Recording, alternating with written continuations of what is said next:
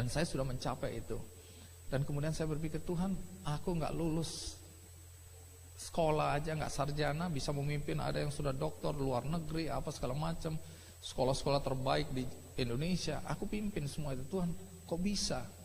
Nah itu tadi dia bilang, tidak ada yang tidak mungkin, tidak ada yang mustahil ketika kita percaya bahwa Tuhan Yesus Kristus itu ada. Banyak orang menyangka saya lahir dari keluarga mampu. Bahkan ada bilang, Pak Andi pasti anaknya orang kaya. Salah besar. Jadi saya ini lahir dari keluarga miskin. Bapak saya tukang betulin mesin tik, ibu saya tukang jahit. Waktu saya lahir, saya udah besar. Menurut ayah dan ibu saya, mereka pernah kaya.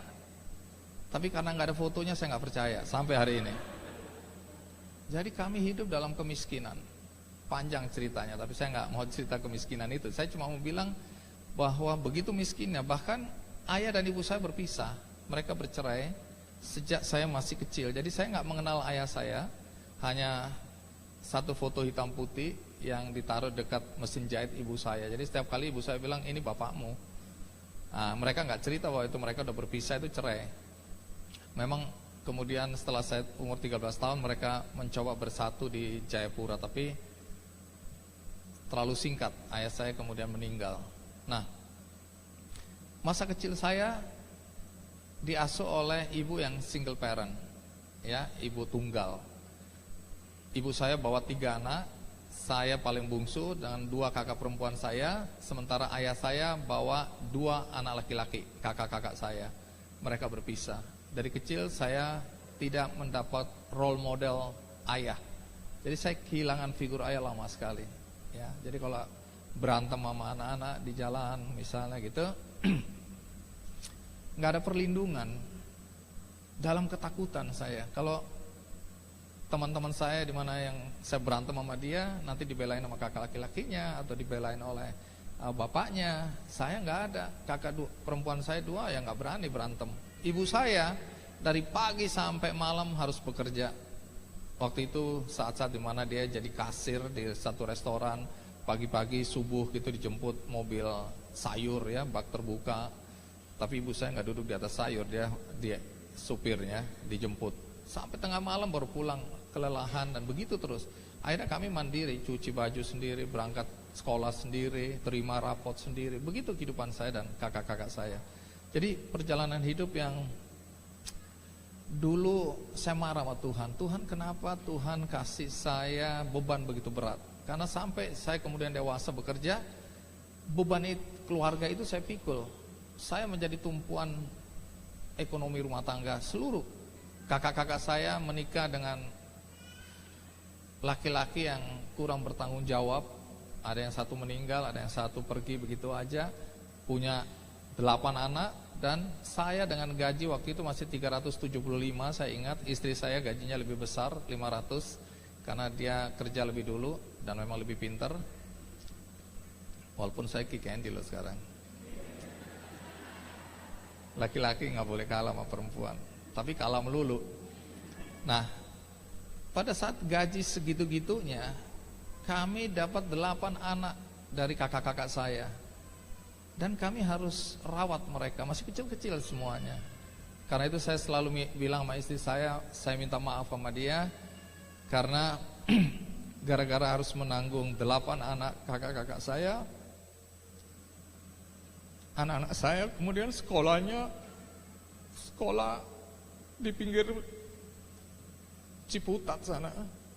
Uang yang harusnya kami bisa pakai untuk menyekolahkan anak saya lebih baik, nggak bisa, karena 8 anak lain harus sekolah juga dengan gaji segitu-gitunya. Dan saya untuk menghadirkan orang-orang yang menurut pendeta saya, Pak Andi, itu ajaran-ajaran Yesus Kristus ada di acara Kick Andy. Baru saya sadar, oh Tuhan terima kasih.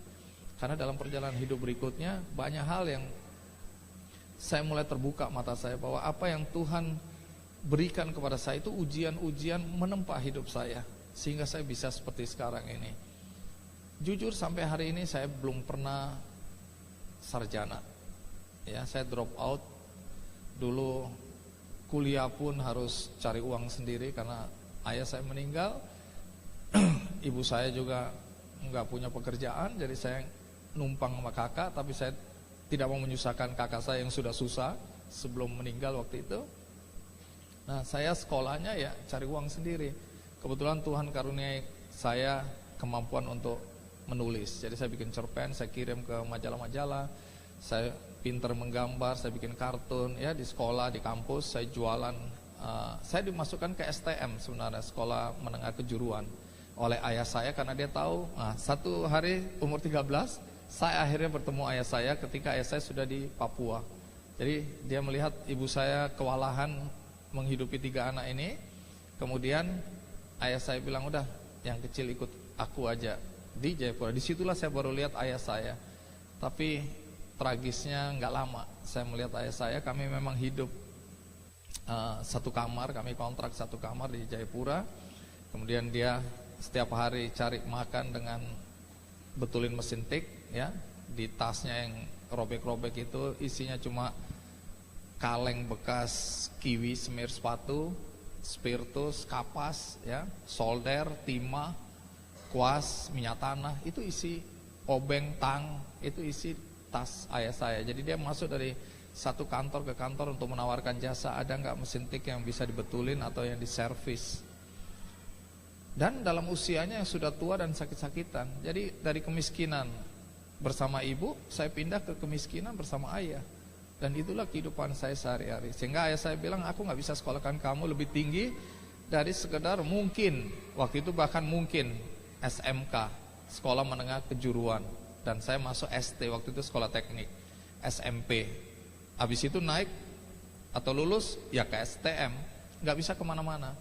Dan habis lulus itu ya kerja, karena saya sudah diajarin keterampilan, jadi dianggap bahwa habis itu ya kamu harus kerja. Tapi saya merasa ada mimpi saya, namanya lentera jiwa. Belakangan saya baru tahu, passion saya dalam dunia tulis menulis. Kemudian saya kejar itu dan masuk ke sekolah tinggi publisistik. Panjang ceritanya. Kalau punya kesempatan baca biografi saya mungkin akan lebih detail di situ. Singkat kata saya bisa masuk, tapi sampai tingkat 3 drop out, udah nggak sanggup membiayain. Pada saat yang sama Tuhan kasih saya pekerjaan sebagai reporter apa dan siapa, buku yang diterbitkan oleh majalah Tempo. Dan kemudian saya jadi reporter Tempo, kemudian Bisnis Indonesia, terus Matra, Media Indonesia, dan Metro TV. Sampai kemudian saya sampai ke puncak karir sebagai pemimpin redaksi ya, di Media Indonesia, di RCTI maupun di Metro TV. Jadi saya kadang-kadang bilang, Tuhan terima kasih, aku nggak percaya. Itu tadi yang bilang tidak pimpin semua itu, Tuhan kok bisa? Nah itu tadi yang bilang tidak ada yang tidak mungkin, tidak ada yang mustahil ketika kita percaya bahwa Tuhan Yesus Kristus itu ada.